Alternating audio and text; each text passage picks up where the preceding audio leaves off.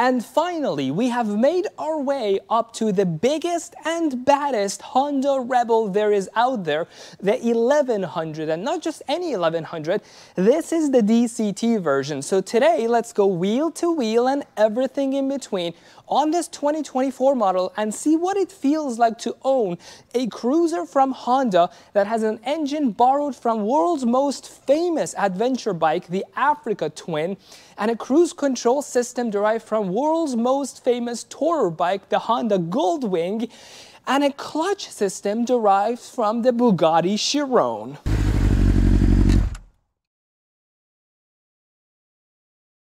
Let's start by talking about what's under the hood on this Honda Rebel 1100 DCT. You have the engine straight out of the Africa Twin, as I mentioned in the intro. On that bike, it looks normal because it's a massive motorcycle, but on this low seat, low height, low profile cruiser, this engine looks massive. It's like it's oozing out from the two sides. This is a 1083cc engine that makes a claimed 85 horsepower figure and 98 foot-pounds of torque. The engine is connected to a DCT, or a dual clutch transmission. You would know this bike is equipped with DCT because of a couple of visual clues. The most obvious one is the plaque on this side and one on the other side that says dual clutch transmission. But if you want to disregard this, the other clue that this bike is DCT equipped is the lack of a clutch lever. On the handlebar on the left side, you're not going to find it. Like a scooter, it doesn't have one. Only on the right side there is a lever, and that's for the front brake. You also don't have a shift pedal on the other side. Obviously this one is for the rear brake, but on the other side you're not going to have a shifter pedal because it's DCT. What you do have are plus and minus buttons on the handlebar, which is the equivalent of paddle shifters behind the steering wheel of a car. You have that on the handlebar on this motorcycle. But what is DCT? How does it work? I didn't exaggerate. The technology is the same technology as Bugatti Chiron, for example, has a DCT, and so many Audis and Volkswagens and other cars do have that technology. So although it sounded like a cool intro to the video, it wasn't a lie. Technically, the same kind of transmission that is on this bike is also on a lot of cars, including the Chiron. But anyways, how does it work? Let me use a metaphor, hopefully to convey the meaning very simply, and then I'm gonna bring it over here and explain DCT's inner mechanisms. Let's say you have a cell phone and its battery lasts only 4 hours. During your day, after 4 hours, you're going to run out of battery, so you have to find an outlet, plug it in, wait by the wall for 2-3 hours until the phone fully charges, remove it, and then use it for another 4 hours until it runs out of battery again, and rinse and repeat. This creates a problem because every time you use your cell phone, there is going to be a period where you cannot use it until it's ready for you for the next round of using your phone.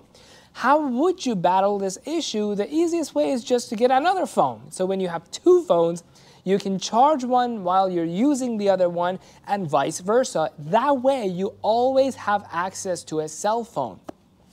It's the same concept on a DCT. When you have just a regular transmission, every time you want to go from one gear to another gear, you have to pull in the clutch, which cuts the power from the engine to your wheel.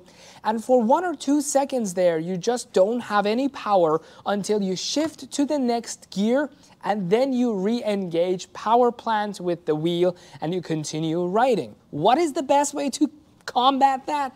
Well, Honda adds another transmission essentially to the bike. So this bike technically has 2 transmissions, and each transmission with a clutch, hence the name dual clutch. How does it work? Well, when you're in, let's say, gear number 2, obviously one transmission and its clutch are working gear 2 for you.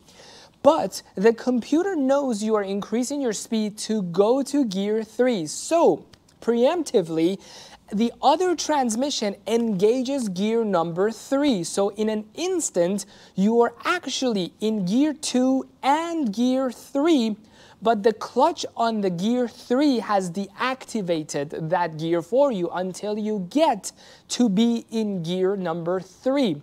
At that moment, instantaneously, the clutch for gear number 2 deactivates gear number 2, and the clutch for gear 3 activates gear 3, and you essentially teleport from gear 2 to gear 3. Coming out of this parallel twin engine, you have two exhaust pipes coming out, merging here and straight going to the muffler.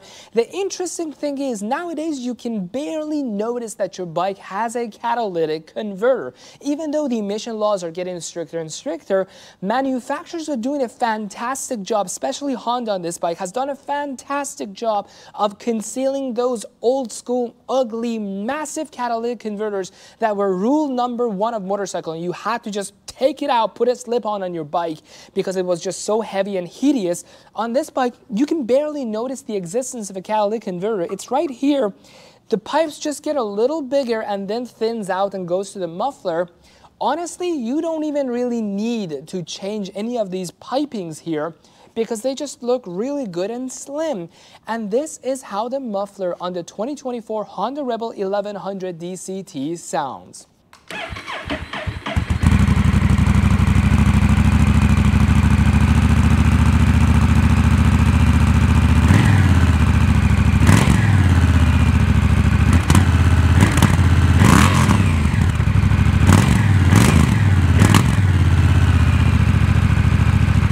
Now let's talk about design, overall styling, the ergonomics on this bike and its competitors and even Honda's other models in the exact same lineup.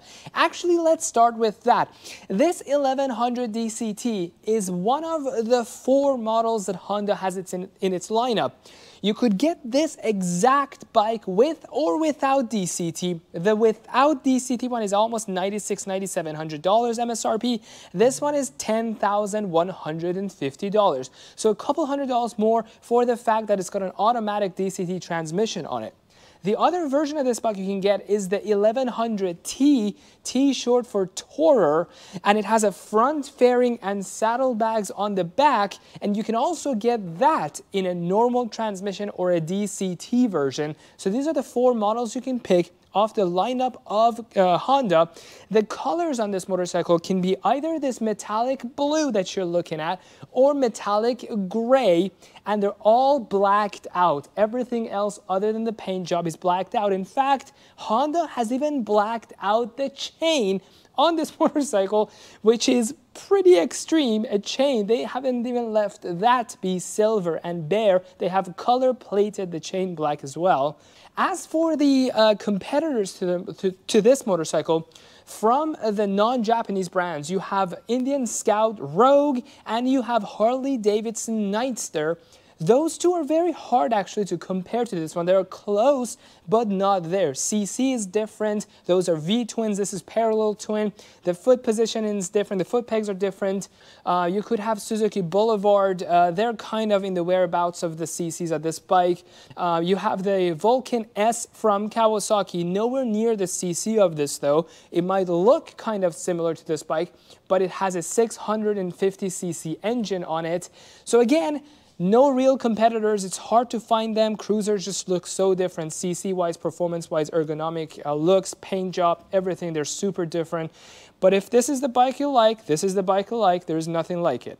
As far as technology goes, Honda's given you a pretty healthy package. They've given you cruise control straight out of Honda Goldwing, which has been used there for very many years. So it's a pretty tested system and it works well. They've also given you the option to turn on and off automatic shifting. So if you wish to shift gears the way you want, you have the plus and minus buttons right here. You can do it yourself. They've given you an LCD. It's a duochromatic LCD, so it has white and red. And you also have LED lights all around the motorcycle for better, more modern looks and better visibility. You also get ABS here, which is, as I've said in my other videos before, if a motorcycle doesn't have ABS, I don't want it. I think ABS is really essential on a motorcycle. You have it here. And with all of that out of the way, let's take this bike on a test ride and see how the DCT works and how the cruise control works. But before we do that, a big shout out to Everett Powersports for allowing us to take this motorcycle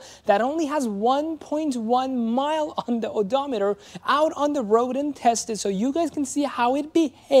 I will leave a link to this bike and their website in the description section of this video. Go check out Everett Powersport in the description section, and if you are ready, I am too. Let's go and ride this bike. All right. Let's go. Okay, so how to operate a DCT motorcycle. You can see there is A/M, that's automatic manual, N and D neutral drive. Pretty much standard like a car. And then here is the cruise control button. You push it, the light comes on, and you can set it for higher or lower speed right here. Okay, and then mode select is right here. You hold this button, you see how the arrow is now down here, you push it so that it goes up there, and now going through these arrows it'll change sport, standard, rain. Let's put it on standard. What was the other one? User. Oh, you can customize it too. So standard, essentially what you got to do is you put it in drive by pushing D, and now it's gonna go like that. Pretty sweet, huh?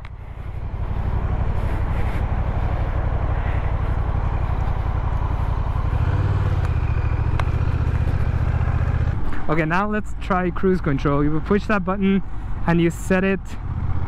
Maybe it has to be above a certain speed. Oh, there you go. Now it's set. So cruise control is going, keeping us at 34, 35 miles per hour.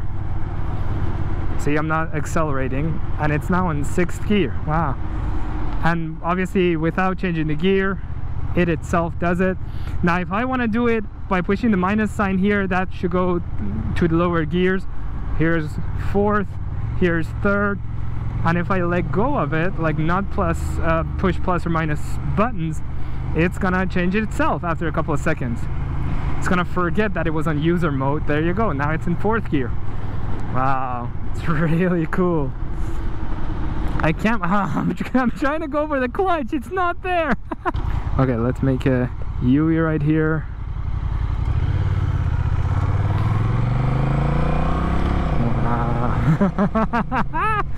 Oh my god, I can't believe you can get something like this for $10,000. Now here it is, they've made it so mainstream. With $10,000 from Honda, you can get something like this. That's crazy. Let's turn off the cruise control from alert mode all the way off. Also, I forgot to show it in the video. I'm going to show it on the screen, but this is a handbrake. This handbrake cracks me up over here. It's like a car handbrake, literally. And I get the rationale for it. It's essentially, you set it because if you're like showing this bike to someone and you accidentally left it in D for drive, and then they get here, they sit on this, they want to rev the engine a couple of times to see this, like the exhaust note, and the bike is just gonna bolt off. So you put this handbrake on and it helps a little bit. Also, in like inclinations up on a hill, downhill, uphill, you know that even in your car that might have a DCT, you can't put it on drive and not put a handbrake on and just leave it on a hill, because the pressure will be on the clutch plates and on the gears holding the car on a slope. Same thing here. You put it in neutral or drive, whichever, but then you arm the handbrake and then leave it on a slope like that, as to avoid damaging the inner workings of the clutch and the transmission. Whoa, that's a massive bee. I hope it doesn't go in my helmet. Actually, it's a honeybee. Let's go back to Everett Powersports. I really thank them for letting me test ride this bike. It's a really cool bike.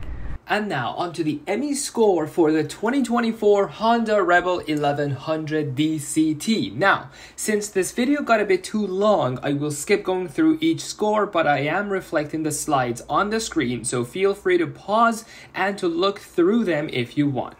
The Rebel 1100 DCT could potentially attract riders who value a relaxed and easy-to-ride cruiser with the added benefit of Honda's advanced DCT technology. This could make it particularly appealing to urban commuters or those looking for a comfortable and effortless cruising experience. Overall, the concept of a Rebel 1100 with a DCT transmission sounds promising, combining the Rebel's stylish design with advanced technology to offer riders a versatile and enjoyable riding experience. If you are in the market for a cruiser, definitely go test ride this bike. You have my full recommendation.